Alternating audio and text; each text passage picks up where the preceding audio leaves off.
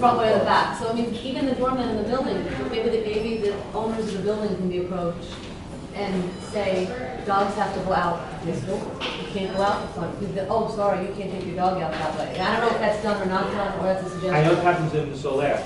The dogs have one designated exit, which is the service exit. Yeah. And it goes on to Murray Street.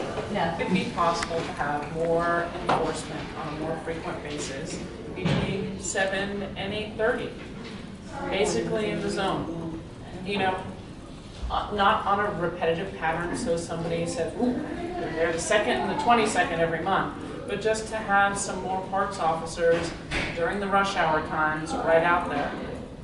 Is the most egregious period, like the morning rush, how is it like when people are coming home? Because one of the things I will tell you right off the bat, the Park Enforcement Patrol, the PEP, have been very, very much responsive and alert to any of our concerns, any of the community concerns. So they're very much strong colleagues who are with us in doing the balance. That But on the other hand, if you don't proceed down that road, I am a firm believer that signage alone will not change behaviors. I think the warnings will work warnings as long will as work. they carry it out with common sense and don't end up enforcing this ID law thing. stuff. And at if first, someone you says know, my if there's name a is repeated- Mickey Mouse, okay, Yeah. write down Mickey Mouse. And actually, the first time. with or without tickets, an increased presence, I think, is something that would be desirable. Because there have been other incidents. There was this fire of either a cushion or a mattress, depending on who you talk to.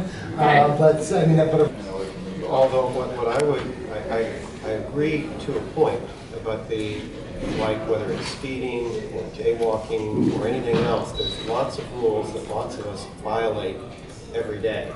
And if all of a sudden I were to get a ticket for jaywalking, without any kind of warning at all, I would think something crazy is going on. And what seems to have happened in this park is that these residents seem to have felt that no matter what the signs may say, it actually isn't a dog-free zone, or maybe the greenery is dog-free, but the sidewalks aren't. Or some sort of rationalization. I'm not saying that they don't really know, but some sort of rationalization. They're used to it. So what I would suggest is, and the pets that we have here are pretty, or at least the leadership is pretty good at this, is that they do sort of a warning phase so that people understand the sheriff is in town and is going to start enforcing the rules. Yeah, you Otherwise, go you're going to almost find like a all these warning ticket, no confrontations money, that- but here's a warning ticket, you're written up, next time it'll cost you money. And then you have a piece of paper in your hand, it's gonna upset you because you're gonna get that piece of But paper. you need to caution But them no not to money. be crazy about the ID issue, because I Yeah. can tell you exactly what's going to happen. The standard practice, even when they issue a warning, is to ask for an ID, and nobody carries when they're an walking ID. their dog. When they're walking their dog out the back door of their Yeah. building. No, I don't want to move to kind of like extend, but while it's for their... Have we covered the Teardrop Park issue? So it's the signage. You it's- scooped it right up. So now, and I'll keep in contact with you, because Matt and I have been speaking about this. I know we talked already about increasing PEP and increasing. That's why, actually, it was after our discussion, that I wanted to just kind of do my, like, little reporter's Yes, thing. man, so I just started Building walking that around. bridge, increase signage, increase.